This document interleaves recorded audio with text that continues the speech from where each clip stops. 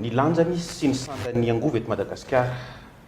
Anisan'ny fototra lehibe mampisy ny fampandrosoana ny angovo, na amin'ny lafin'ny ara-ekônomika izany na amin'ny lafin'ny ara-tsosialy. Ary zava-dehibe ihany koa amina firenena anankiray sy ho an'ny tokantrano ary ny fisitrahana angovo. Miarabany ho an'ny tokantrano any manaraka izao hady-hevitra izao, izao tafatafa izao, izay resahantsika mahakasika izany angovo izany,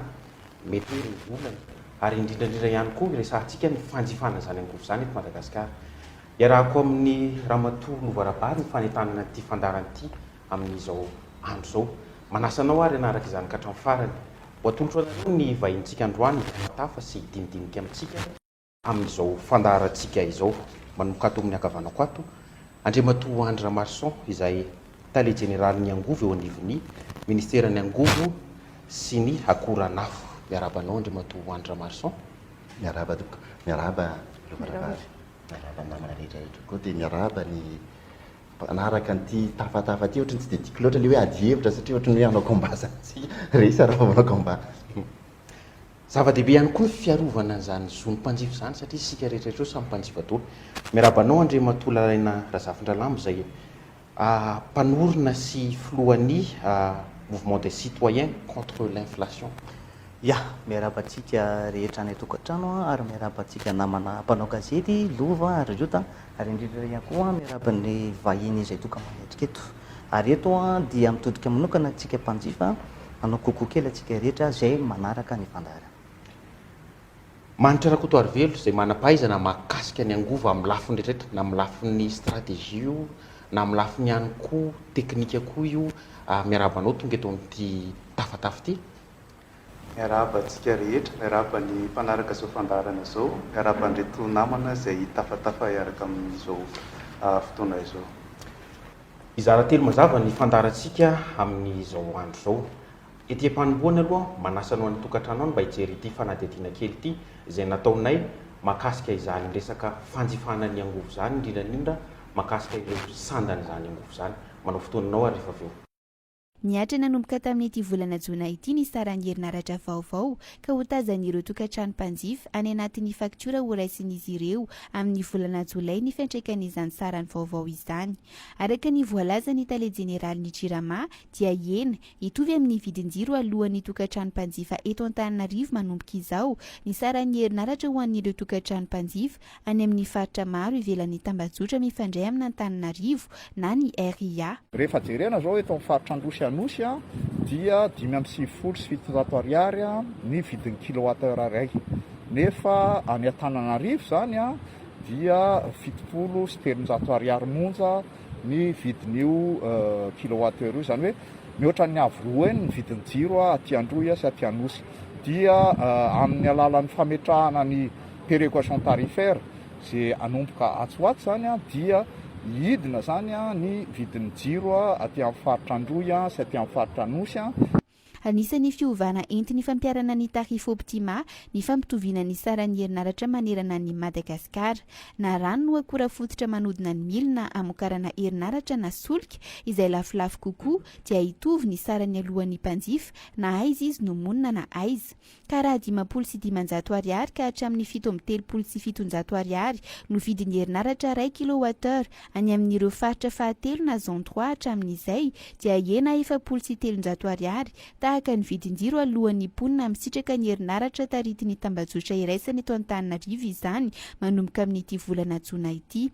Ankoatra ny fampitoviana ny saran'ny herinaratra ho an'ny faritra rehetra manerana ny Madagasikara dia anisan'ny lalan-kevitra voafaritra ao anatin'ny optima ihany koa ny fampidinana ny vidin'ny herinaratra ho an'ireo mpanjifa tsy mandany herinaratra be loatra sy ho an'ireo fianakaviana sahirana. Raha 170 ariary ny vidin'ny herinaratra 1 kilowattheure tamin'ny sarany teo alohan'ny ireo fianakaviana misitraka ny sarany sosialy dia hidina 310 ariary izany miaraka amin'ny tarifo optima. Raha 700 sy 300 ariary ny herinaratra 1 kilowattheure ho an'ireo mpanjifa anatin'ny sokajim-bidiny 40 na tarifo 16 teo aloha dia hidina 400 sy 300 ariary izany raha toa ka ilay sokajim-bidiny mitsitsy na tarifo ekonomika no isitrahany manomboka izao. Amin'izay mahasokajim-bidy mitsitsy azy izay anefa dia ahitana fiakarany ny sarany raha toa ka mihoatra ny fetra voafaritra ny herinaratra lanin'ny mpanjifa. Ho an'ireo sokajim-bidy mitsitsy ohatra dia hiakatra 700 sy 500 ariary ny vidin'ny 1 kilowattheure raha raha vao mihoatra ny 30 kilowattheure ny fandaniana anatin'ny iray volana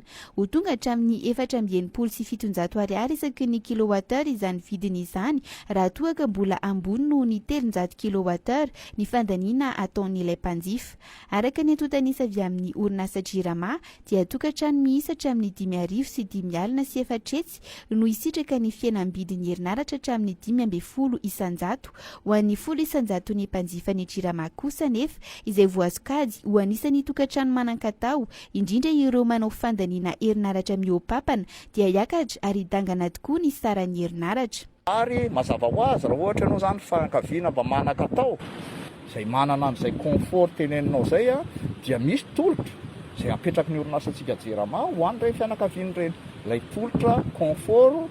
sy na super confort. Io tolotra io zany dia afaka ianao misitraka hatrany amin'ny 300 kilowattheure, be deaibe tokoa zany, fa zany hoe ny vidiny kosa somary lafolafo kokoa. Zany mety misy olona hoe ny anano fisinona ko te hafanaina fa tsy anjaran'ny fitoram-panjakana, tsy anjaran'ny Jirama kosa no mametraka tolotra mora ho an'ireny olona ireny fa tokony kosa tolotra sahala amin'ny saran'ny herinaratra no alohan'ireny olona ireny. Izay no mahatonga an'ilay tranche 3 zany izay ataontsika hoe tranche de surconsommation ho an'ireo olona izay manana filana. Tsy misy olana zany manana filana be kanefa reo filana be ireo tsy tokony hisy subvention na zany ny fitondram-panjakana na zany ny orinasa Jirama. Ahatratra 5 sy 700 ariary ny vidiny 1 kilowattheure raha vao mihoatra ny 300 kilowattheure ny fandaniana ataony, 100 ariary ny sarany raha eo anelanelan'ny 130 kilowattheure sy 300 kilowattheure ny fandaniana. Ijanona ho 70 sy 300 izany sarany izany hatreo amin'ny 30 kilowattheure ho an'ireo mpanjifa misitraka ny sokajim-bidy confort, fa hiakatra 40 sy 700 ariary kosa ho an'ireo mpanjifa misitraka ny sokajim-bidy super confort. Ho an'ny mpitantana ny Jirama dia heverina fa fomba iray ahafahana manarina ny orinasa ny fanamboarana ny saran'ny herinaratra. Nandritra ny taona maro dia ambony noho ny saran'ny famokarana herinaratra ny vidiny herinaratra no takiana tamin'ny mpanjifa. Anisan'ny antony tsy nahafahan'ny orinasa Jirama nanatsara sy nanavao ny foto-drafitrasa famokarana herinaratra ny fahasahiranana eo amin'ny lafiny vola no sedrainy ka tsy nahafahana nampitombo nanaraka ny fitombon'ny isan'ny mponina ny isan'ireo mpanjifa misitraka ny tolotra ombeny. Raha ny antotanisa dia ny 5,000 isanjato ny malagasy ihany no misitraka ny herinaratra vokarin'ny Jirama eto Madagasikara, izany hoe tokantrano 10 hetsy eo amin'ireo tokantrano maherin'ny 1 alina sy 1 hetsy sy 9 tapitrisa misy eto Madagasikara. Ny 700 sy 500 sy 4,000 sy 5 alina sy 1 hetsy amin'izy ireo ihany no tokantrano heverina fa tena sahirana. Ankoatra ny fametrahana sokajim-bidy sosialy ho azy ireo dia nametraka ny tolotra fampidiran-jiro mora na ny branchement sociaux ny Jirama ka tokantrano 1 alina isan-taona 3 alina hatramin'ny taona 2024 no heverina isitraka izany tolotra vaovao izany. Nanaraka niny fanadihadiana iny sika vao resaka tao ny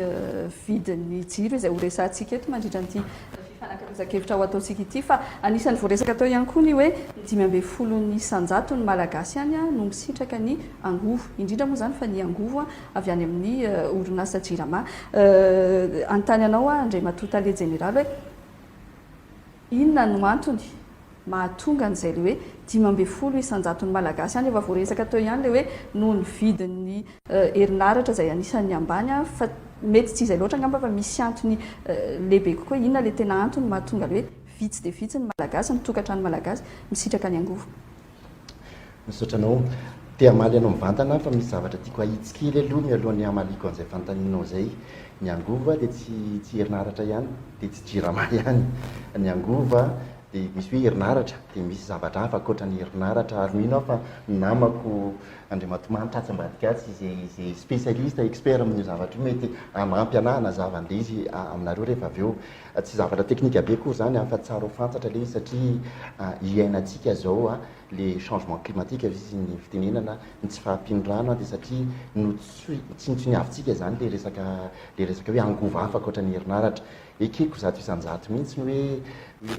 marary atsika aloha zao mahakasika ny herinaratra dia ohatrany hoe io foana ihany ny azakazahana fa ohatrany fiainana tokantrano ihany misy ny zavatra hoe amehana zao fa misy ny zavatra tsy maintsy atao zao ihany koa ka na tsy hitanao zao dia zao ary ny vokatra ho azy azo avy aminy dia mety mahasoa rahatr'izay dia rehefa avy eo aza mba hiresaka kely an'le akoatra ny herinaratra dia amaly an'le fanontanianao amin'izay ahako tena marina herinaratra nandovo vola be isika jirama zay teneninao zay fa raha mbola miditra any ambanivohitra any aza asika mbola lafo noho izany raha eritrerisika ataontsika hoe en moyenne ozy ny fitenenana dia mety hoe amin'ny 500 ariary eo ny ray kilowattheure ao amin'ny jirama fa mety arivo ariary izy any ambanivohitra zany hoe tsy jirama zay zavatra zay fa saingy ny any ambanivohitra moa zany tsy dia tena mitatasika loatra dia tsy dia tena manana nytony olona tony azafady aminamana dia ohatrany tsy resahana le izy fa iza amin'ny talegy général ministère zay koa zany tsara fantarina ministère zany dia ho an'ny vahoaka fanjakana ho an'ny vahoaka fa tsy hoe ho an'ny jirama irery any dia ny jirama nefa na fananam-panjakana dikany zany misy kasikety anankiroa entika eto kasikety ray voalohany zany le hoe vahoaka dia ina mahaso an'le vahoaka dia zay no ahafahana mitenika eo tokony mba misy mpiaro ny zon'ny mpanjifa tambanivohatra fa tsy variana eto ambony vohatra eto ihany sika dia ny anankiray koa ny jirama zany miaro any jirama koa iresaka moa zany anazava aminareo ny zavatra misy satria orinasa fanjakana zany hoe atsika vahoaka ihany dia mba tsy handrora amintsilany zany tsika amin'izay zavatra atao rehetrarehetra dia hoy aty hoe any ambanivohatra any ange misy mandoa herinaratra mihoatra ny arivo ariary dia nefa ny zavatra lojika dia hoe ny tambanivohatra mahantra kokoa ny tambanivohatra dia ohatrany hoe ny tambanivohatra indray ve zany no angalana vola betsaka tsy mety zany ary saorako andriamatoa filoha tamin'izy ny teny ary hatramin'izao izy mamerimberina mihitsy le hoe tokony au même pied d'égalité ny gasy rehetrarehetra any manontolo ary raha nanaraka tsara n'le reportage teo nareo dia efa tonga amin'izay zavatra itsika mbola ho aza vaika izay zavatra rehefa avy eo fa atsidiko fotsiny ihany aloha ety dia mazava ho azy zany raha hoe manary vola sahabo eo amin'ny 200 ariary eo isaky kilowattheure ny jirama isaky mamokatra izy zany dia manary vola dia mazava ho azy zany tsy dia tena mampazoto anazy kokoa ny manao branchement zay le tianao tenenina teo fa akoatran'izay dia ity Madagasikara ngeza be le velaran-tany raha ny abeno dia ohatra mitovy amin'ny hoe Belgique sy la France natambatra anankiray dia nefa ny olona ao aminazy mbola vitsy dia dikan'izay zany le fotodrafitrasa mitarika an'le fil lava be maneraka ny tanàna iny zany aloha mbola manahirana be dia indraindray ny mpitondra fanjakana zay mifandimby rehetra hatramin'izay ohatrany hoe mieritreritra fa le mamokatra ihany no zavatra ilaina zany hoe mametraka groupe électrogène manao centrale hydroélectrique fa adino le infrastructure de réseau na le tambazotra na le fil le mitarika anao makany amin'le vahoaka zao nefa sady miresaka amintsika no manazava amin'ny vahoaka manaraka antsika no manao kompatanana kely ihany koa mitondra fanjakana rehetra dia raha jereva na l'échelle ny jirama dia misy hoe rehefa mandany vola dia manatena retour sur investissement tsy jirama ihany fa mpiatsehatra rehetra ao anatin'io tontolo io dia hoe rehefa retour sur investissement sahabo amin'ny 5 taona 10 taona eo dia azo atao dia hoy zao hoe raha fanjakana retour sur investissement 20 taona zany mitovy amin'ny 5 taona satria fanjakana maharitra mandrakizay fa ny orinasa anankiray ny taonantsika olombelona tsy mitovy amin'ny taonana orinasa ary ny taonana orinasa tsy mitovy amin'ny taonana ity izy fanjakana dia zay zany fanampin'le tenenao teo lovarabary hoe mila manao infrastructure de réseau tambazotra lavitra be mihitsy ohatran'ireny zavo tsy ela zao tany amin'ny faritra Tsimotany ananatrika an'le colloque dia diraiko manokana le hoe ho atao ny RN13 ho atao ny RN12 dia ozy izy nareo inona kiny dirako amin'izany tsisy idiran'ny électricité tokoa zany zavatra zany saingy zao mitovy ihany rehefa tonga le tambazotra dia mety tsara le tolotra dia tonga amin'le miakatra mihoatra ny 5 isanjato izy amin'izay fotoana zay dia za mino tanteraka ambony be mifinoako fa ty fitondram-panjakana vaovao ty hiezaka lavitra andeha amin'izay zavatra zay Andriamatoa Manitra Rakotoary Velo resahany Andriamatoa tale général toa marina tokoa fa tsy ny angovo ny herinaratra singa anankiray anatin'le tontolo ngeza be atao hoe angovo misy ny avy nisy ny entona misy ny zavatra maro isan-karazana lazaina foana fa manan-karena Madagasikara na ambony tany zany na ambany tany na andrivotra ary nanantsika na andrano nanantsika fa maninona tanatin'izay taona maro zay tsy nahavitsitsika nampiasa voly nanao investissement amin'ny fampiroboroboana an'ireo tolotra amin'ny angova aloha dia tolotra amina herinaratra. Sodra betsaka amin'ilay fanontaniana araka ny tenin'ny andriamatoa général teo dia tena hoe marina marina tokoa fa ny angova aloha dia tsy miresaka herinaratra fotsiny fa singa ray ao anatin'ny angovo ny herinaratra fahitantsika amin'ny angovo zany eo ny atao hoe ny angovo azo amin'ny andrahoana zany dia matetika ny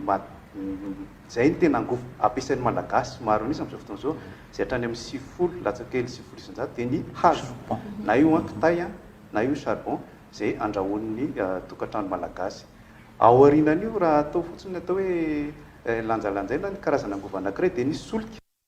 amin'ny ampiasaintsika ny amin'ny fitaterana ny solika fandrehatra dia io mbola mitazona ny toerana any amin'ny 100 any zany amin'ny angovo ampiasaintsika eto Madagasikara ary ny herinaratra dia mbola isan'ny tena kely indrindra eto amintsika na dia izay aloha resantsika eto dia mbola any amin'ny 300 ny angovo ampiasain'ny malagasy fokarina zany ny herinaratra zany. Raha hitantsika zany dia ny hazo ny charbon zany sy ny kitay no tena mbola mibahatoerana eto Madagasikara ary isan'ny tena antony koa isan'ny mitarika ny simban'ny tontolo iainana sy ny fiainan'ny ala eto Madagasikara zany izy io zany. Fantatsika koa nefa fa tena Madagasikara dia manan-karena raha atao hoe ressources naturelles zany avadika ho angovo nanana hazo tsika raha sindra resana manokana moa hoe ny any ambany tany manana pétrole tsika manana charbon tsika charbon de terre akoatran'izay raha ny hoe avadika herinaratra dia malaza fa Madagasikara dia tena manana rano azo avadika herinaratra raha ny atontanisa dia misy hatrany amin'ny 7,000 mégawatt any ny tokony ho azontsika avadika herinaratra eto Madagasikara nefa dia mbola eo amin'ny 500 mégawatt io no mihodikotina eo zany tsika nadritra ny taona maro zany hatreto zany ary zay moa isan'ny hoe tanjon'ny fitondram-panjakana ankehitriny hampiakatra an'izany ho ambony kokoa zany dia akoatran'izay manana masoandro tsika manana rivotra maro zany ny loharanon'angovo zay koa moa matetika moa miteny frantsay hoe énergie renouvelable fa ny loharanon'angovo no le source no renouvelable fa tsy le famokarana azy zany zay koa zavatra somary fanamarena hoentina rehefa miresaka tsika rehefa miresaka hoe énergie renouvelable dia le loharano no hoe azo avaosina na ny ala azy rehefa tsara ny mitrandraka anazy dia afaka atao hoe renouvelable koa le izy zany dia araka teneny teo zany manana harentsika raha ny loharanon'angovo eto Madagasikara raha tsara tantana indrindra raha ny ala manina tokoa ny hoe raha ny herinaratra manokana nandritry ny taona maro zay tsy mety miakatra mahazo herinaratra satria fanirian'ny olona zany hoe mba hanana jiro zany tokantrano dia io ny isa zany dia mifolo isan-jato ny tena misikatra manana zany mbola tena vitsy zany ny tokantrano manana zany jiro zany maro ny antony fa raha atao hoe raisina atao hoe amivondrona le izy dia misy lafiny ray aloha zany hoe etsaka ny olona te hanao famokarana herinaratra eto Madagasikara fa le sehatra sy ny tontolo ahafahana misehatra an'izay no tamin'ny taona lasa sy ny hatramin'izao zany dia mbola manana fahasairanana zay mpisehatra sy te hampiasa vola ao anatin'izy io. Raha ny électricité manokana aloha dia fantatsika fa efa misokatra izy io tsy hoe jira marihery zay orinasa fanjakana no afaka mamokatra électricité tamintsika fa misy orinasa tsy miankina maro fa miditra amin'izany sehatra zany ihany koa ary maro tokoa ny olona mieritreritra hoe mba te hiditra ao anatin'izany sehatra zany fa ao anatin'le tontolo ametrahana ny fampiasam-bola ao anatin'le izy dia maro ny atao hoe défi tokony ho atrehana zany eo ny lafiny ara-teknika eo ny lafiny ara-bola raha ohatra tsindrinareo entindreo misy koa ny lafiny ara-tontolo iainana sy ny sosialy ohatra zany fa amin'ny ankapobeny dia misy ny herizika raha eto Madagasikara tia hampiasa vola hoe hampiasa famokarana ny herinaratra eto Madagasikara fa miadana le izy no le tontolo mbola tsy tena mampirisika amin'izany. Izay indrindra Andriamatoa Lalaina Razafin-Dralambo niresaka moa Andriamatoa Tale Général tao tamin'ilay hoe ny any ambanivohitra lafo kokoa noho ny aty andrenivohitra ary matetika aloha na ny aty andrenivohitra aza misy ny tsy manana tsy misitraka an'izay herinaratra izay inona no mety mahatonga an'ilay hoe any amin'ny mirona kokoa any amin'ny resaka vidy no heno hiarovany fikambanana miaro ny zonimpanjifa ny mpanjifa fa tsy tena eny loatra ary tsy tena hita loatra eo amin'le hoe sehatra hiaro azy amin'ny fisitrahana an'le tolotra hoe mba ho tsaratsara mba tokony azo 5 isan-jato fotsiny ny mahazo ny misitraka ny herinaratra eto Madagasikara, ny herinaratra azo avy amin'ny JIRAMA, nefa ny betsaka ny olona mba te hanana an'izany inona ny mahatonga le hoe tsy miady kokoa ahafahan'ny olona hoe ho maromaro kokoa no misitraka ny ole herinaratra io. Ia, sotra betsaka amin'ny fanontaniana. Marina tokoa fa hitantsika amin'izao fotoana izao ny angovo, zany hoe ny électricité dia anisan'ny tena ilainay mpanjifa. Zany hoe na amin'ny resaka fitadiavana izany ny amin'ny ao anatin'ny tokantrano manokana koa izany. Fa tiako marihana fotsiny aloha izany izahay mpiaro ny zon'ny mpanjifa dia manana mpisehatra ary manana ataontsika hoe mpisolo-tenanay any amin'ny distrika lavitra manerana Madagasikara aloha raha izay. Dia raha nahita an'izay tarendrafatra izay zahay betsaka ny olona amin'ny lafin'ity resaka hoe herinaratra ity dia tsapanay fa hoe tena vitsy marina ny akamaroan'ny mpanjifa tsy samorona any amin'ny resaka fampiasana électricité zay vokarin'ny JIRAMA. Betsaka ny anton'izay tarendrafatra zay eo le ten'le hoe eo lafin'ny vidiny fa nefa na izany na tsy izany kosa nefa misy ezaka izay nataonay mpiaro ny zon'ny mpanjifa izay manantona ny atao hoe tompona andraikitra eo anivon'io JIRAMA io ny hoe mba hijerena akaikiny ty lafin'ity herinaratra zy satria tokony samy hahazo hisitraka n'izany herinaratra zany daholo ny any amin'ny faritra tsy hita maso manerana nosy. Dia raha izay tarendrefatra zay nefa no resahana dia ozy zavatra nisy ny anay moa zany dia ny hoe tsy manana riska ny akamaroan'ny olona satria eo amin'le pouvoir d'achat latsaka ambany ho anay mpanjifa zay zavatra tsy maintsy resahana zay. Kanefa na izany na tsy izany azy dia eo amin'ny niveauan'ny anareo ministera angamba ny tokony resahana hoe ny orinasa anankiray tokony manana tanjona koa ny tanjona ny orinasa anankiray dia ny roborobo. Raha androany izy ny hoe 5 isan-jato ny client misitraka ny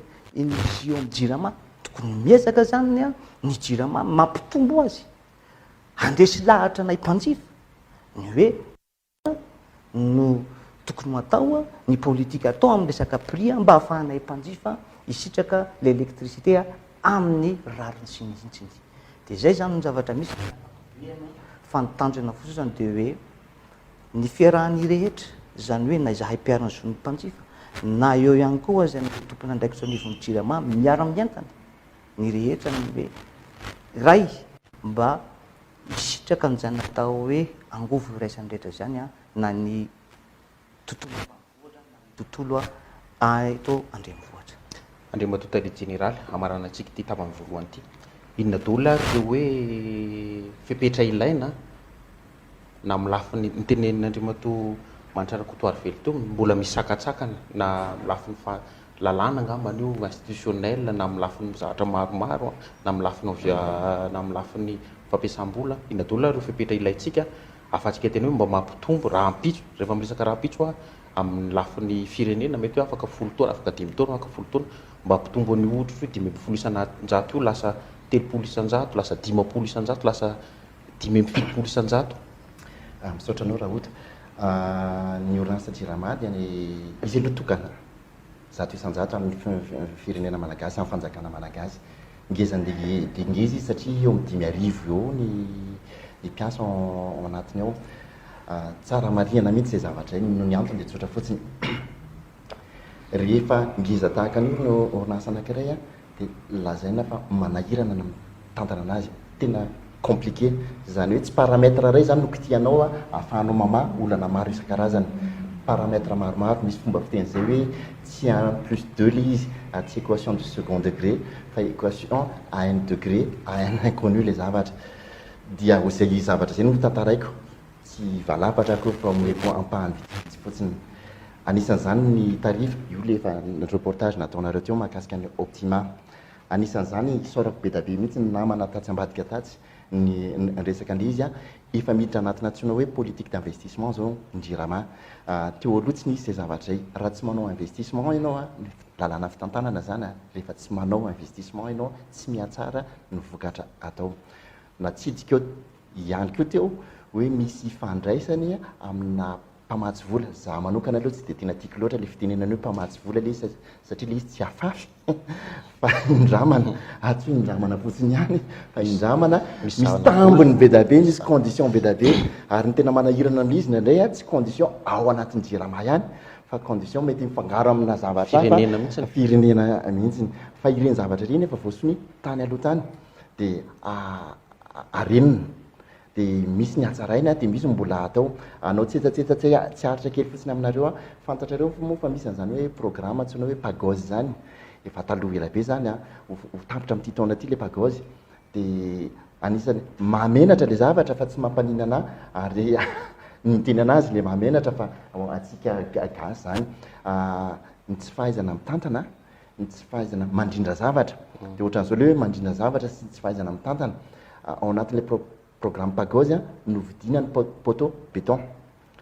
de amintsika am'teny zao misy toerana maro manao stockna poteau béton efa mihoatra ny roa taona zay de tsy mihetsika eo le poteau reo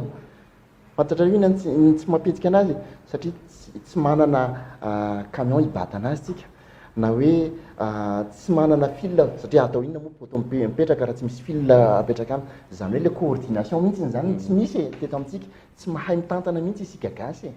azonareo de zany rehetra zany no ezahana ahitsy de ohatrany mangalatra kely an'le ohatra anao teo a le varabary mialatsiny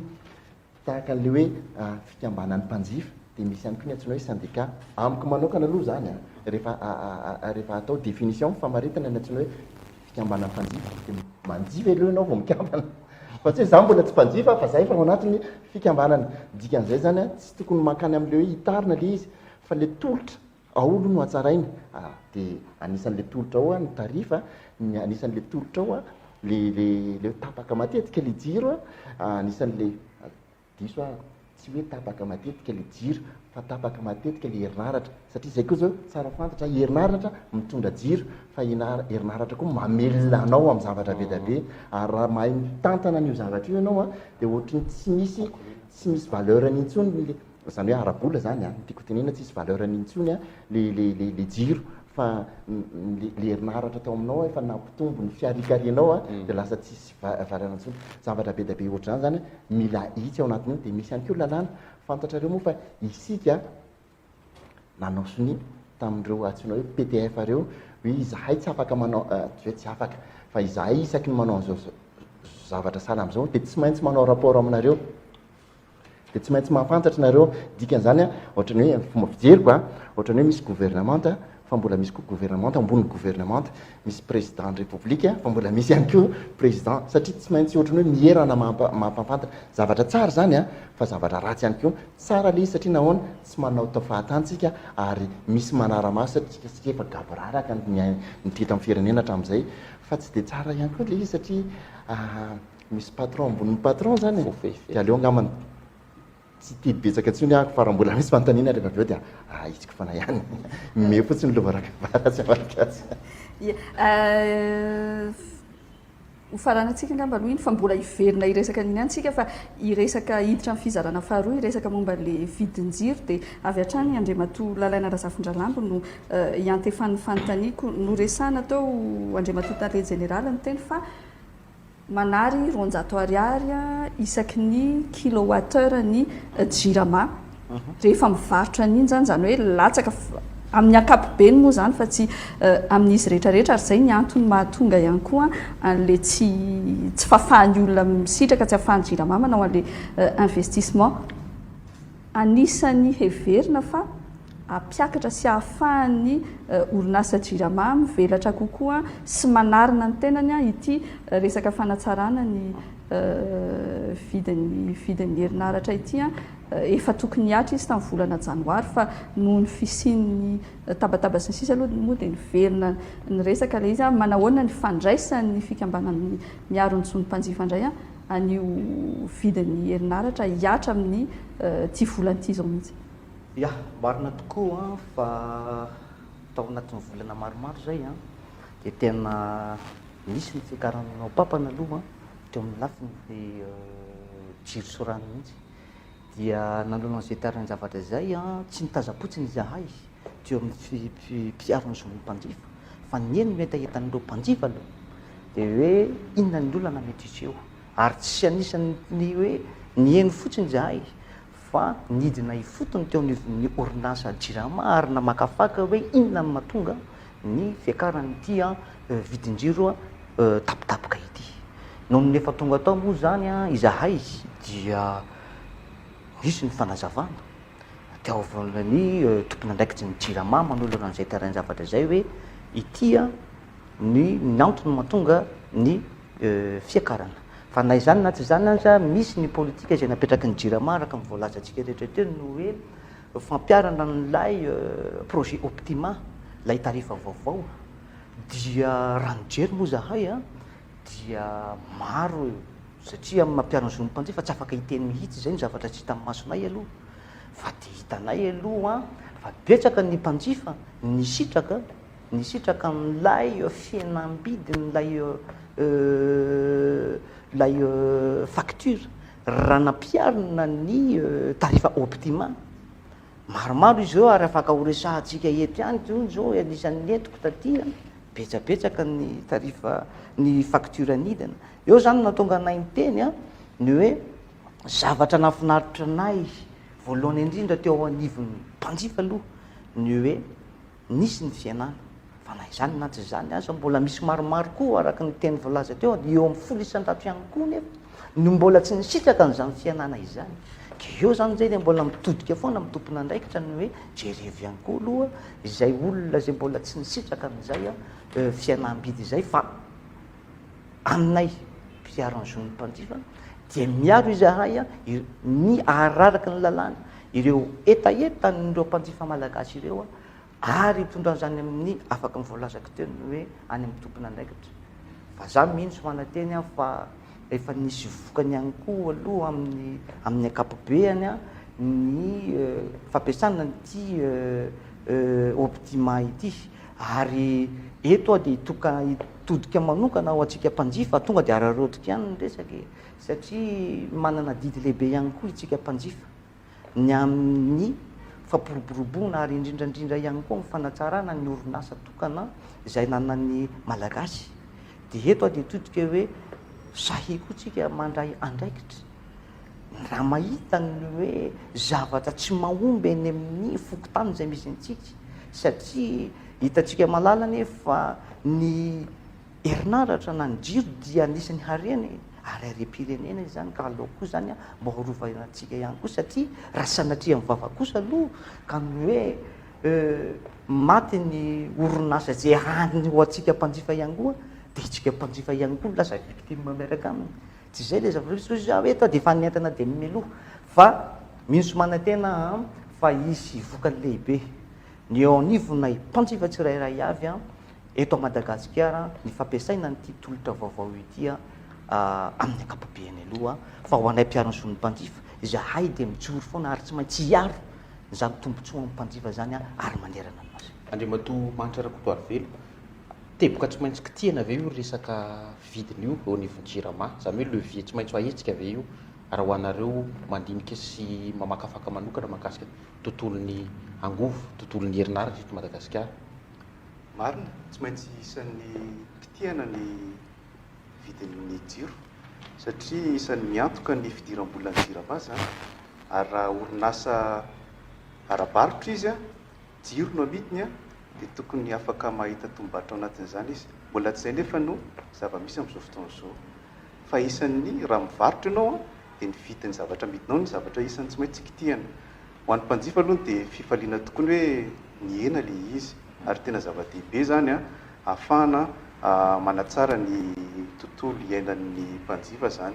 nefa dia tsy maintsy fantatry ny mpanjifa ihany koa fa mbola vitsy anisany mpanjifa herinaratra ary tadio fa raha maty antoka ny jirama le vahoaka rehetrarehetra ny no miantoka ny fahafahan'ny jirama mbola mivelona amin'izao fotoana izao zany hoe le 5 amby 20% isan-jato tsy manana jiro zany a mandovola koa amin'ny endriny maro samihafa ahafahana manetsana io banga io. Tokony isan'ny tonga saina amin'izany ny mpanjifa ao amin'ny jirama sy ny amin'ny ambanivohitra moa teny teo hatrany amin'ny arivo ny kilowattheure. Dia mila misy fitaizana koa zany ny mpanjifa ao anatin'ilay izy, zany hoe tsy tokony fampitora-bato na ny mpamokatra na ny mpanjifa fa ao anatin'ilay fa tokony ara-mitady ary tokony araka isy fitovim-pijery amin'ny fahafahana manarina ny jirama ao anatin'io zavatra io. Satria araky ny tenin'ny namana teo rehefa maty koa ny jirama dia samy tianana jirotsika ary vao mainka ro sahirana. Tena tsona nefa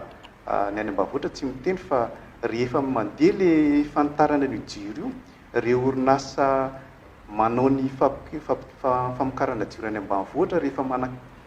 mivarotra ny jiro io dia menomenoman'le olona any ambanivohitra hoe ny anareo lafo be, ny eria-piteria amin'ny tanàna vilona misy ny jirama ery izao ny vitany. Dia izany zany isan'ny olana be dia misy fitaizana sy fanazavana izay tena tsy maintsy atao foana eo amin'ny mpanjifa zany ao anatin'ilay izy mba hahafahan'ny olona mahalala tsara hoe izay anie le zava-misy eto amintsika. Fa raha ohatra hanarina ny jirama tsika dia tsy maintsy misy kitihana ny vidin'io jiro io, isan'ny singa ray ao anatin'izay io tarifa io. Fa dia misy ny teknisiana afaka nandinika hoe afaka ampidinina izy nefa fampidinana azy ny hafana ihany koa mampiakatra ny recette ao anatin'ny jirama. Tena zava-dehibe zany fa eto fotsiny hoe mila taritina ihany ny sain'ny mpanjifa amin'ny hoe tandremo ny manara-roatra zany, satria mahita le fidina mora tsika mantsy indray rehefa mahita dia le vidiny mora no jerena fa aza dia fa fandrika any izy rehefa miopapana ihany koa ny fandanianao dia eo vao mahita le facture hoe miakatra be izy efa tafiditra any amin'ny deuxième na troisième tranche ianao dia any mila tena taizana mihitsy ny mpanjifa anaty io satria lasa sao dia hivadika indray le resaka avy eo. Eo amin'izay indrindra ndray mato tale général hoe le safidy rehefa ny safidy tsika satria anisan'ny tafiditra ao anatin'ilay tolotra optima moa ilay hoe péréquation tarifaire ampitoviana ny vidin'ny herinaratra alohan'ny jirama ho amin'ny faritra rehetra. Nefa misy ihany koa le fanavana rehefa avy eo hoe raha toa ka manaka atao zay moa no tenen'ny tale général ny jirama hoe raha toa ianao ka manaka atao mampiasa herinaratra be ny eopapana ao amin'ny tokantrano dia tsy maintsy mandolafo eo amin'ilay hoe fitoviana ve ahoana no anamarina ataoko anaty farany sosiny hoe anamarina ny fitondram-panjakana zay hoe ny any amin'ny faritra atao mitovy fa rehefa avy eo nefany misy fanavahana kely ihany eo amin'ny mpanjifa araka ny no tenen'ny namantsika eo amin'ny zon'ny mpanjifa tao. Za fomba fijery hafa no anazavako anazy fa ohatrany za tsy mahita hoe misy fanavahana ao anatiny ao. Isaorana aloha zany ny fitondram-panjakana nametraka an'ilay hoe péréquation tarifaire ho an'ny vahoaka manaraka eto dia hoe tsy misy tombo sy ala tsony olona na zava-be taloha tany hoe tany amin'ny faritra Mahajanga, Diego sy ohatran'izany nandoa avy telo eny mihoatra ny eto Antananarivo dia tsy izay tsony zany zao fa mitovy daholo ny alohan'ny olona rehetrarehetra. Raha izay aza adino fa jirama manana endrika roa samihafa. Ny endrika iray voalohany dia manao an'ilay service public, zany hoe miasa ho an'ny vahoaka.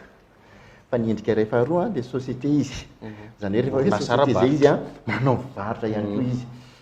Dia ny fomba hitenenako anazy dia tsy hoe ho pénalisena akory ny manaka atao fa iombonao kevitra le nambaran'ny namana tena hita mihitsy izy expert misy antsoina hoe surconsommation. Rehefa tsy hainao zany ny manjifa tsara an'le zavatra tianao hojifaina dia lasa mandolafo ianao. Dia mbola hitsiko le izy satria misy mieritreritra hoe ndao hanao politika amin'ny fitsitsiana, tsy atompoko tsy fitsitsiana zany fa hoe izay tokony hoaniko ihany no hoaniko. Fa amintsika amin'teny izao angety zay samy teny aminareo fa mihoatra ny 300 isan-jato ny vokatra vokarin'ny jirama dia verivery fotsiny fahatany no isika ireto. Dia tsara be mihitsy le isaorako anazy be da be le hoe ndao mba hobeazina ny mpanjifa adidy ombona na adidinareo adidin'ny fanjakana fa adidin'ny jirama ihany koa manabe ny olona hoe raha izao ny filanao dia ireto sy ireto avy nataonao dia miditra ao anatin'le tranche ny fomba filazana anazy teo. Raha zavaiko tsotsotra dia misy karazana anankidimy le izy. Ny ray voalohany le hoe tarif social, ireo zany le hoe ambany tanàna hony le lazaina fa mahantra hony. Dia misy ihany koa le hoe tarifa économique, io indray le sarambabem-bahoaka. dia misy indray ilay hoe tarifa confort rehefa mba manan-katao zany, dia misy an'ilay hoe super confort dia tena efa mihoatra manan-katao mihitsy ny efa tena hoe aingitraingitra ny be da be ao anatin'ilay zavatra. Dia misy an'ilay hoe FMBT, asa nareo na mahatsikatra na tsy fa misy karazan'olona tarifa économique izy, zany hoe trano tsotra zao, le hoe tarifa économique zany tarifa domestique io, nefa ny misy activité commerciale kely, manao soudure izy, ketsy manao vilka izy, dia manao coiffure izy, dia tsy hoe mpangalatra koa reny olona reny fa tsy fahaizana, zany hoe tsy ampy le fanabeazana, dia manana didy zany ny fanjakana, manana didy ny JIRAMA, dia mba manana didy koa ianareo mpanjifa, mifampianatra, mifanabe eo tsika ho tombotsoa iraisana. Zany hoe ny tena tanjona aloha zany dia ahena le hoe manarinary fahatany. Dia tarifa zay resantsika zay fa fantatrareo moa fa raha mirona ao anatin'izay zavatra zay tsika, dia ny dikan'izay dia manao économie 300% amin'le vokatra efa misy eo. Dikan'izay zany afaka mibranché 300% mihoatra noho ny efa misy eo, tsy afaka mibranché tsika zao satria tsy manana, fa rehefa mihena le fandanindania fahatany dia mba afaka branché an'le voisin antsika io, dia mba misitraka daholo tsika rehetrarehetra samy malagasy tsika, dia avekotra ny mandeha ihany hoe tsy mipénaliser an'le miaingitraingitra akory, fa misy éducation le izy, mba misy éducation hoe raha te ho zao ianao dia ireto zany, dia raha te ho zao ianao, io ohatra ny hoe mandeha eny amin'ny arabe ihany, afaka mandeha taxi ianao, fa afaka mandeha ihany koa ianao bus. Andriamatoa Lalaina Razafintsalamo, zava-dehibe ilay resahantsika teo, fampizarantsika teo hoe misy le fanabeazana, fa ny ataontsika hoe isika zao mety za koa mety tafiditra ao anatina, mety tsika reto koa tafiditra anaty, ve tsy nitezaina loatra tamin'le hoe fananana iombonana sy iombonana izany herinaratra izany? Ahoana moa zany mbola tenenina hoe mitsitsihina nareo nefa le jimo ary indray tapaka, le tension miaka midina, ahoana nampitana zany amin'ny mpanjifa sy amin'ny olom-pirenena indrindrandrindra? Anisan'ny fototra ananany tokony izany mpanjifa izany voalohany indrindra aloha ny resaka fanabeazana. Marina koa fa izahay anatin'ny fikambanana mpiara-misoa mpanjifa dia manana didy lehibe amin'ny fanabeazana antsika mpanjifa amin'ny resaka tontolo ny resaka amin'ny ankapobeny, fa tsika moa resaka herinaratra amin'ny ankapobeny, dia izahay aloha dia miezaka foana izahay midina ifotony ary mampafantatra n'ireo mpanjifa ny zavatra tokony mataony, ny zany sarobidiny zany natao hoe énergie angovo, zany sarobidiny zany natao hoe rano ihany koa, satria jiro sy rano no resaka eto. Dia miteny izahay ary manabe izahay fa ny hoe le izy moa tsy vitany rery izahay mpiara-misoa mpanjifa ihany fa tokony ho raisan'ny rehetra, ary hitatsika fa voamaly moa izahay tao anatin'ny fiarovana zon'ny mpanjifa. Tiako marina kely ato, nanao convention fifiarahana miasa tamin'ny JIRAMA mba hisinina atao fifamatorana matrotra eo amin'ny orinasa JIRAMA sy ho anay mpanjifa ary ho anay indrindrandrindra ihany koa mpiara-zon'ny mpanjifa. Eo ny ijerena ny hoe ahoana, inona ny didy tokony atao manoloana nyreto mpanjifa ireto, na dia tsotra fotsiny aza hiteny amin'ny mpanjifa tsika ny hoe mahaiza mitsitsy amin'ny jiro rehefa mba mivoaka ny trano ianao dia mba vonoy ny interrupteur anao, na dia ohatra azy hoe rehefa avy manasa ny vilia anao ianao idio tsara ny robinet anao. Ary indrindrandrindra amin'izao fotoan'izao zavatra hita moa amin'izao fotoan'izao dia ny hoe efa hitatsika fa nisy an'ireny infrastructure ireny kosa aloha zavatra hita zany, ary trapahitana zany ary tsy maintsy horesahana ny hoe novonisy an'ireny fanovana an'ireny fantsona ireny ary niova ny pression-ny rano, dia noho niova ny pression-ny rano dia nisy an'ilay fito-dô, dia eo ny adidinay mpanjifa ny hoe andao isika mpiara-misoa mpanjifa azafady, ny hoe andao isika mpanjifa entanina ianareo rehefa mahita zavatra ohatran'ireny, aza mifampiandry, aza mifampitondro molotra ary aza mifampitsikera fotsiny fa raiso ny adidy satria ny rano dia aina. Ary zay no teneniko foana hoe ny orinasa JIRAMA ny orinasa ho an'ny malagasy rehetra. ary tokony sary-piaro amin'izany daholo isika rehetra tsy mitompona ndraikitra mijirama rery akory na ianareo avao amin'ny ministera fa indrindraindrindra izahay mpanjifa dia tokony sary-piaro ary marina ny teny namana hianitra tato hoe tokony andray adidy isika mpanjifa dia raiso izay adidy izay moa eto mbola miteny foana ary tsy tsaratra amin'ny resaka amintsika mpanjifa ary mbola nentana ny hoe raiso ny adiditsika ho fampandrosoana ny orinasa hanotokana izay anantsika satria sarotra ihany koa ny ho antsika mpanjifa ny nahitany hoe sanatria mivava ve dia ho privatiser indray ty orinasa jirama ity alohantsika sy fahasamby sary-piaro dia manana andraikitan'izay daholo ny tsirairay avy. Andriamatomanitra Rakoto Arivelo hiditra amin'ny fizarana fahatelo isika zany hoe fampitohizako amin'ilay resaka optima teo ihany no resaka ny privatisation ny namana teo amin'ny mpiaron'ny zonim-panjifa teo ayamo ny azy no nataony fa misy ihany koa nefany araka ny azantsika teo hoe tsy ny jirama ireny mpisehatra mandray anjara amin'ny famokarana sy fitsinjarana indrindraindrindra ny herinaratra azo eritreretina ve efa noresahanao teo ihany le hoe maro ny mpisehatra te hisehatra eo amin'io fizarana herinaratra io fa somary misy olana maromaro azo eritreretina ve hoe raha misy zay le fifaninanana zay amin'ny fitsinjarana ny herinaratra mety ampiova na ny eo amin'ny vidin'ny herinaratra tsinjarain'ny jirama na eo amin'ny tolotra ataon'ny jirama. Raha ny lalàna aloha dia efa tokony hisy ny fifaninanana ary raha eo amin'ny atao hoe le dingana maromaro moa hipetrahan'ny famatsiana herinaratra misy ny famokarana dia misy ny fitsinjarana zany fa ny famokarana ny fifaninanana efa misy raha indrindra aty amin'ny sehatry ny tanàn-dehibe zany satria maromaro nefa orinasa tsy miankina zany no mamokatra herinaratra ary mamatsy anjirama any amin'ny famatsiana herinaratra any ambanivohitra moa dia efa atao hoe mandeha ny fifaninana satria maro ny orinasa tsy miankina ohatra ny jirama kely zany any ambanivohitra zay mametraka offre zany hoe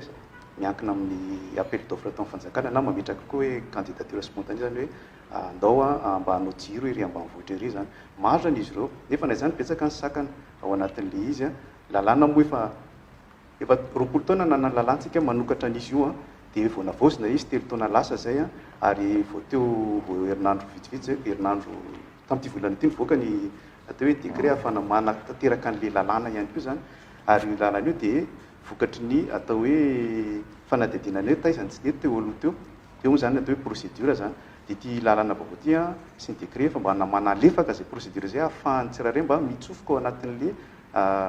fametrahana jiro zany mantsy tsy maintsy misy foana ny atao hoe cadre raha zany ndray dia miparitaka io dia tsy mety ihany koa dia efa nalefahana le izy mafaka mbolombolomoro koa zany ho an'ny tsy miankina ny miditra eo amin'ny sehatra io na zany mbola betsaka ny dingana isan'ny tena sarotra ao anatin'le izy ohatra hoe ny fafana tady mpamatsy vola privé io mba ahafahana mitsofoka eo anatin'le fametrahana ny centrale reny zany mbola ao anatin'izany ny fahasarotana amin'ny fahitana ny fitaovana satria ny akamarony afarana daholo ny électricité tsika zany ny fitaovana anaovana an'io zany dia zany mbola isan'ny mbola tokony hamoraina tsara zany sorany moa fa ao anatin'ntsika moa ao anatin'le hoe rivotry ny hoe énergie renouvelable dia betsaka ny hetsika avy any ivelany teknôlôjia memora dia efa mahana tsara zavatra teknôlôjia koa me karazany maro ny solaire moa zao tena matetika hitantsika zany avy amin'ny herinaratra masoandra azo amin'ny masoandra dia manamora ny fahazahoana ihany koa zany ny fa tokony hafana mametraka an'ireny famokarana reny eto Madagasikara le izy fa izany tena mbola enjana be eto Madagasikara dia ny fafana mamatsy volan'ireo projet rehetrarehetra ireo zany nio moa zay ny marano akasikely angamba hoe matetika malaza be tsika hoe ndrano ny tena isan'ny zavatra lehibe eto Madagasikara ary tena ny zavatra hita dia hoe rano no isan'ny hoe herinaratra mora azo herinaratra azo amin'ny rano zany mora indrindra zany io zany tokony isan'ny hoe atosika be akoatra ny eo amin'ny masoandro zay mora koa no mametraka anazy ny fanamarena kely fotsiny hoe raha ohatra ny natambatra ny gasoil lalantsika nandritra zay 20 taona zay ka hoe nisy ny fahafana manapa-kevitra tsara efa nahatsangana central lafo ohatra ny andekalekytsika roa na telo ka mety zao olantsika zao mety tsy mipetraka intsony mihitsy fa any zany no defitsika ny lasa tsy resana ntsony fa hoe zany isany zavatra tokony atao mba mitodika amin'ny hoavitsika zao efa madaza hoe énergie renouvelable natao dia efa tokony hoantsika dia zay hery rehetra tokony hoe ampiasaina vola zany dia mba aleo alefany fa tsy io ane mividy gasoil tsika farana avy any amin'ny 1 euro any gasoil tsika alefa any amin'le ambanivohitra ry lasa rivotra an'io rivotra dia mividy rivotra ihany tsika finalement ao anatin'le izy vetivety fotsiny hoe raha aminao ve raha ohatra le hoe fantarana sy fanomezana fahafahana nyren'le orinasa ireny ny tsinjara ihany koa ny herinaratra mety hoe ampiova ny tolotra ataon'ny orinasa jirama lalàna efa mametraka an'izany dia miandra-panjakana tokony afaka manatsara anazy fifananana mampisy foana fanatsarana ny zavatra fa fifananana madio sy mangarahara manazy fiteny Andriamatoa le generaly efapolo taona teo eo zany zay tsika nanana fampiasam-bola ngeza be fametrahana todrano ngeza misy fikasana ny fanjakana dia misy efa tanteraka amin'izao mametraka tobo mamokatra herinaratra amin'ny alalan'ny masoandro sy ny sisa nefa raha tia hampandroso ny indostria zay mampandroso ny firenena anankiray mbola nitodrano barage ngeza be aloha ka hatreto ny tena vahaolana mahatra sy mahomby indrindra azonao zaraina ve aiza hoaitsika amin'ireny tetikasa nresahany saofika nresahany volo B2 maromaro reo angapany mety koa ny mpamolavolan'ireo tetikasa reo no anafaka ny olonantsika rehetrarehetra aiza hoaitsika amin'ireny amin'izay satria maro zao no tia fantatra hoe efa mba ela ihany ny enonany zany ko tombola tsy mandroso pitsika ka hatreto mandeha mahafinaritra anahy foana le fanazavana namana avyatsy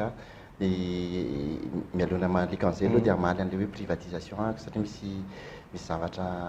mahatsara sy maharatsy anazy mahatsara anazy dia fifaninanana le izy dia misy vokatra tsara tetsetsetsetsa tsy haritra kely tamin'ny taona 2014 rehefa tonga teo amin'ny finodrana Andriamatoa Filoha Rajoelina dia ny insiste mihitsy izy ao anatin'ny adivarotra satria misy mpandraraha tsy miankina amin'ny fanjakana be dia be araka le nyteneniny teo misehatra ao anatin'ny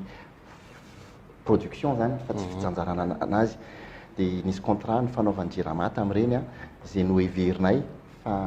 fanararaotana dia tsara fantatrareo sy fantatry ny vahoaka fananaovana ekonomia manodididina 450 milliards d'ariary androandry zany zay zany tombony ngeza be ao anatin'ilay zavatra averiko ny mandeha ekonomia fa tsy hoe nahazo 450 milliards d'ariary nitsitsy zany tsy nivoaka tamin'le tsy nivoaka raha ny eritreretina hoe tany hoany amin'ny 900 milliards d'ariary tany hoe karazana trosa satria mampimengy hoe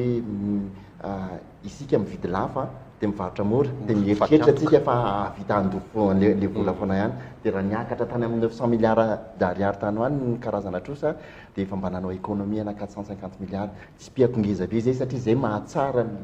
le hoe privatisation sy ny mba hahafana miady varotra zany dia tahaka an'izay ihany koa ty resahanao ty amin'le hoe le misy karazana anankidimy izy ireo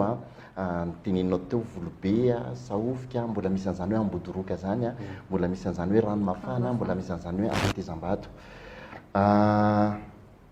tena nahavotra firenena tokoa reo raha ohatra ka resahana amin'le hoe angezany no resaka fa averiko ny mandeha mbola isaorako ihany koa ny Filoha Rajoelina zay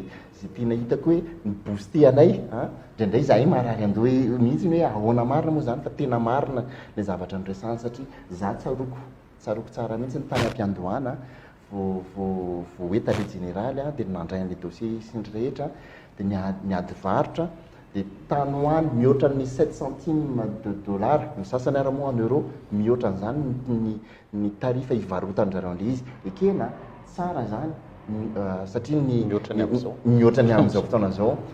fa rehefa tena hoe tsongolohana mialatsina fomba fitenena tsongolohana ny point article rehetra dia efa mba tafidina latsaky ny 10 centimes izy amin'izao fotoana zao ary zahay mbola mieritreritra fa mbola possible mampidina an'izay ny sasany moa zany eo amin'ny 5 centimes dollar eo dia izay ny hoe mandeha ho any mandeha mety hoe tsy hitanareo satria tsy misy olona mitondra engin ngeza be mamaky zavatra tetsy ananina tetsy tsy izay fa le ady varotra mihitsy sanatr'in'izany re tsy ho tonga tahaka ny tsetsatsetsy haritra hoa io aéroportsika io nanao sonia fitondram-panjakana dia lasan'ny vahiny mandritry ny taona maharitra dia fantatrareo moa fa mampalahelo angefa ny airmaty amin'izao fotoana zao mametraka ny avion ao amin'ny toerana misy anazy dia mandovola ravinala no andraisantsika anazy moa fa aéroport de Paris izy ny tena marina dia mba hialana amin'izany zavatra zany hoe ny anao ihany no anajananao sanatrin'izany hoe andeha amonjy mariage rapitso dia mba mindrana raha ohatra mba tiako za mivestanao zany raha ohatra aloha mba indramiko mba te gestako ary mariage ary dia mampalahelo tena mampalahelo. Ny tenenao teo hoe 7 centimes de dollar izy ny ainga 5 centimes de dollar eo izy amin'izao fotoana izao le zay ady varotra zay hoe ny mahatonga azy satria vao nivoaka tamin'ny gazety zao hoe raha tokony tamin'ny taona 2024 no iainga ohatra no iodina ny eo amin'ny ravolobe fotsiny no raisintsika dia vao namoaka ny gazety tamin'ity herinandro ity hoe amin'ny taona miemitra amin'ny taona 2024 izay le ady varotra zay hoe nahatonga an'io le hoe somary miantona kely somary mihisatra kely zay ady varotra zay mihitsy dia fomba fijery anankiroa samihafa mihitsy zany tokony hojerevantsika dia eo mila manapa-kevitra na tsika hiazakazaka zao dia hanao siny izao dia mandritry ny 5 taona tsika zany andolafo voafantotra na tsika somary mandany fotoana kely zay ataonay amin'izao fotoana zao tena hoe andao aloha hiady hevitra andao aloha hiady varotra io koa tsy hoe gafy fa miady varotra matoa zay ny lalàna mivarotra mihitsy todika kely atao amin'ny mpanjifa ato tsy omeko tsiny mihitsy zareo raha teny foana hoe ampidino le prix ampidino satria ady varotra amin'ny fiainana zay no masany zay za so raha hividy voatabia ny an-tsena dia miady varotra dia ohatriny ty fa rehefa tsy mety le mpivarotra dia fidika an'le satria ilaiko le zavatra satria zay dia ohatran'izay le izy zay izy zany aloha mahita eto hoe misy point maromaro efa nanaken'ireo mpandrarah reo nokitihana dia nahafahana midina dia mbola mahita zay mbola misy point vitsivitsy mbola azo kitihana kely ihany keo dia eo tsika tsy manina hoe tara kely eritaona tsika tsy manina na ho tara kely rotaona ara fa mba tsy ho penalize ny taranaka satria zavatra mihoatra ny 10 taona ny famatorana eo maharitra 20 taona io zavatra io tsy afangaro zany ny précipitation sy ny vitesse andriamatoa lalana zafindra lambo le miresaka n'le hoavy zay teo raha androany tsika mbola ataontsika hoe mandoha ny herinaritsika zany tsarotsika hoe lafo le izy nefa mandoha le izy faty-antoka mivarotra le izy faty-antoka aty amintsika ary ny jirama dia ny tsika araka le nytenen'ny andriamatoa manitra teo dia ny 5,700 no mizakan'izay amin'ny rara zay subvention an-jirama zay tena ngeza dia ngeza raha pitso ahoana ny fahitanao an'io sehatra io rehefa ataontsika hoe rehefa hiatra zay fanovana tokony hiova rehefa iodina tsara reo ataontsika hoe mpamokatra ireo tokony inona indray ary amin'izay fotoana zay mety ho anjara andraikitr'ireo mpanjifa ireo manana tokoa moa zany fa hitatsika ny hoe misy perte be aloha hita misedra ny sedrain'ny orinasa jirama betsaka ny facteur natonga an'izay perte zay fa ho anay mpanjifa aloha mifantatray tsy dia miditra lalina amin'izay perte zay zay ny tena marina fa mifantatray dia hoe misy jiro amin'ny lavatra aminay ary maina tonon'olona rehetra izahay nefa na tsy zany na tsy zany azy dia raha ny resaka zay efa nandeha portage hitantsika teo aloha dia ny hoe misy manana tanjona ny orinasa jirama tanjona voalohany zany dia ny hoe ampitombonina nisan'ny mpanjifa isitraka nyity jirama orinasa jirama nefa zay zavatra zay tsy vitan'ny vava fotsiny tsy vitan'ny vava fa misy ezaka mila ezaka lehibe miainga avy any amin'ny tompona andraikitra ny jirama miainga avy any amintsika avy ato amin'ny ministera ary indrindraindrindra ihany koa miainga avy aty aminay mpanjifa ka io ny teneniko hoe ahoana zany ny fomba fijerintsika amin'izao tareny mety tsy zavatra iseho aoriana n'ity fampiarana amin'ity projet Optima ity raha ny zavatra misy ho any resahako foana teny hoe azo trapahitanana aloha hatramin'izao hoe fefa nisy ny fianany fa na le 10% fa ny eo ary namantsika manitra koa manao chercheur zay tokony omena lanja ihany koa efa amin'ity resaka énergie renouvelable ity ary ny tena tianay mpanjifa azy omeo lanitra bebe kokory zareo mba hahafany sy ny fifaninanana amin'izay iena foana ny vidiny jirama fa nefa na izany na tsy zany azy a tsy hoe iena koa fa maorinasa anazy araka ny jirama tsy maintsy mijery ihany koa hoe hiditra perta ve zay sa tsy hiditra perta mety miazo bénéfice am'ity ne zay azadiny fa ny orinasa koa ne mijery tombontsoa anazy tony anay mpanifa tombontsoa anay koa nijerenay ka zay le izy zany a raha ny fijerinay manokana mpanjifa ny orinasa jirama amin'ny akapobe na zafady a dia raha araky ny teniny rehetra teo a de visy ny hoavy mamirapiratra ary engany mba tsy ho nofonosy zay tarindravatra zay ka itenitenena foana eto a fa zay mihitsy manantena zay monsieur le DG fa tokony hisy marina no hoavy mamirapiratra ny orinasa malagasy ka sanatria mivavaka no hoe lasan'ny olona tsy fantatra ho ny orinasa sanatria zay a fa dia apetraka eo aminareo tompon'andraikitra izay tarindravatra zay a na tsy zany azy mbola manana didy foana zay ary mbola mariako eto ny didinay mpiaro ny zon'ny mpanjifa dia ny fanentanana ny mpanjifa aloha voalohany indrindra mba ho sary-piaro amin'ny fananany fa azo tsapahitanana aloha zany amin'ny hatram'izao aloha raha ny zavatra misy dia misy ny hoavy miratra ho an'ny orinasa jirama ary misy ho any koa ny fanantenantsika rehetra mpanjifa aza matahotra fa raha androany tsika nahazon'io hoe fiakaran'ny jiro io aza misalasala itsika manantona anay mijery hoe inona ny olana natongan'io ary rehefa ohatra hoe tsy zahainy io afaka trikoa tsika mandeha manantona ny agence ny jirama mijery mamany olana inona satria zay le fanabeazana mifanakalo-hevitra ny rotota mba ho azahona ny tombotsoany rehetra fa tsy hoe sanatria mivavaka hifamotika isika na hoe fanaratsy a dia zay mitandrina ny lanjany sy ny sandany angovo ny lanjany sy ny sandany angovo eto Madagasikara reny namarana nyty tafatafa moa zany le izy nefa misy fanakalozakevitra ihany koa ny fanaovantsika teto etỳ ampamaranana ary misaotra nareo telo mirahalahy ary mbola omena ray minitra moa zany nareo amaranana ny fandara misaotranao indrindrandrindra ny tokantrano ihany koa ary misaotra ny lovarabary zay niara nanentana ity fandarana ity eny ary hatomboka ato amin'ny Andriamatoa Manitra Rakoto Arivelo zay manam-pahaizana manokana makasika ny angovo. Ny teny amaranako anazy angamba hoe mitodika amin'ny hoavitsika ary raisiko amin'le hoe angovo amin'ny akapobeany satria singa ray ao anatin'ny angovo ny herinaratra zavatra raisy tokony hadiny dia mifampiankina avy ireo loharanona angovo ireo. Tsika eto anosika ny famokarany herinaratra ary famokarany herinaratra avy amin'ny rano dia taddio fa raha tsisy rano dia tsisy ary foana ireo projettsika ireo zany hoe ny tontolo iainana ambadika ny ala ny fiarovana an'ireo lohasaha manondraka rano ireo dia isan'ny zavatra tena mbola asa lehibe hatramin'izao mbola tsy ampidiritsika ao anatin'ny masokarenany famokarany herinaratra ny tokony vidin'ny fikarakarana an'ireny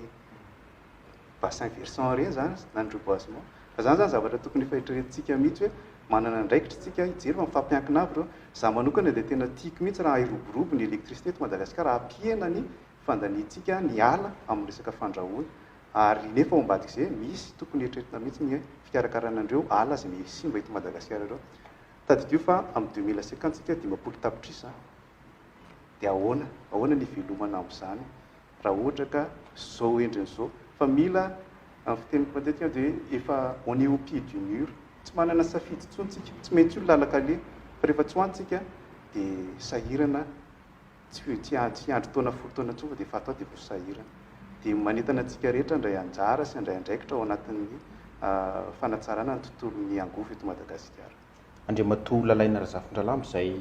filoha mitarika ny mouvement des citoyens contre l'inflation MCI. Ya, ny voalohany teny ngamba aloha dia fisaorana lehibe ho antsika noho ny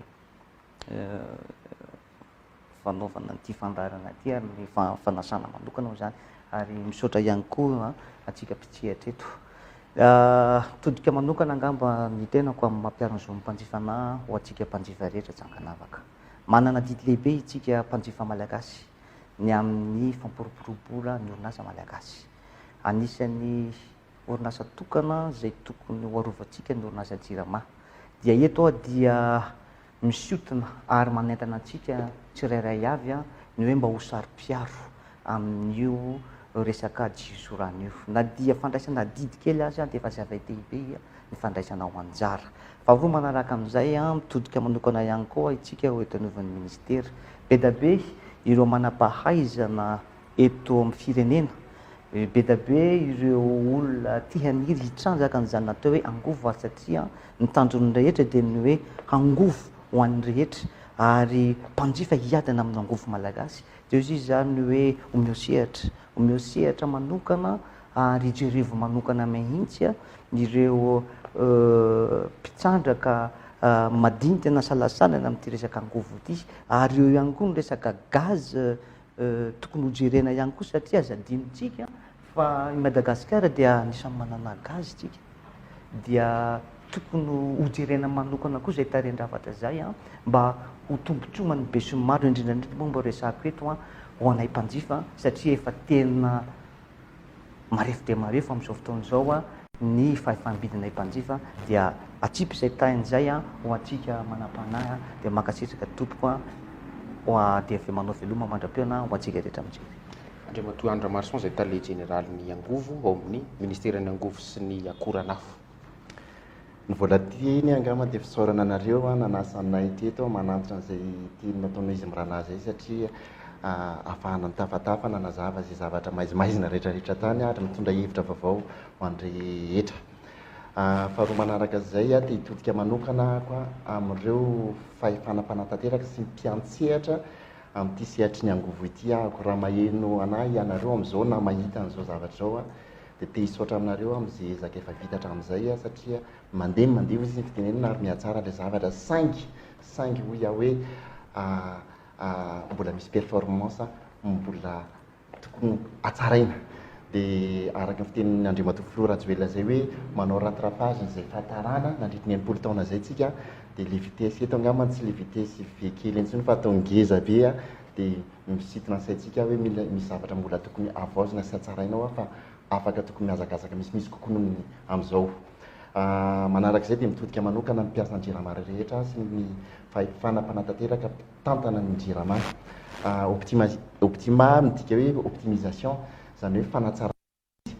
tsara le hevitra ny fanantanterahana anazy raha mbola misy azo atao manatsara anazy indrindrandrindra ny amin'ny fanazavana le hoe éducation na fanabeazana ny mpanjifa dia mila afainganina zay zavatra zay satria raha sanatra izany ka tsy mifandray tendro ny rotonta tsy mifankahazo resaka dia lasa ady ny hafarana dia tsy mahasoa ny jirama tsy mahasoa ny vahoaka ilay miady zay dika mila ampitomboana be da be mihitsy le communication le fifampiresahana ary isaorako sahady ianareo fikamana mpanjifa hifanolotanana aminay amin'izany fa tena zava-dehibe farany mitodika amin'ny mpanjifa izahako. Raha sanatra izany re olona ka misy zavatra tsy mahafa-po noho ny antony mety hoe marina fa noho ny antony amin'ny hoe tsy mifankahazo resaka ihany koa dia aza mainka ny tabataba aloha fa misokatra ho anareo ny varavaran'ny jirama, misokatra ho anareo ihany koa ny varavaran'ny ministera ndao ifampiresaka za tena mino tanteraka fa optima dia tena optimisation manatsara ny firenena ray amanontolo, manatsara anareo mpanjifa satria za koa mpanjifa manatsara antsika rehetrarehetra fa rehefa tsy mifankahazo resaka tsara tsika tsy mahay mamaky tsara le facture na koa hoe tsy mahay mametraka an'le tranche ozy izy namana tatsy dia mety hidona amin'ny rindrina au pied du mur moa izy fitenenany teo dia zay mankasitraka tompoko. Mankasitraka anao any tokantrano any manaraka ity ady hevitra ity, mankasitraka anareo zay niaraka taminay tamin'izao tafatafa zao dia manome fotoana anao amin'ny manaraka indray.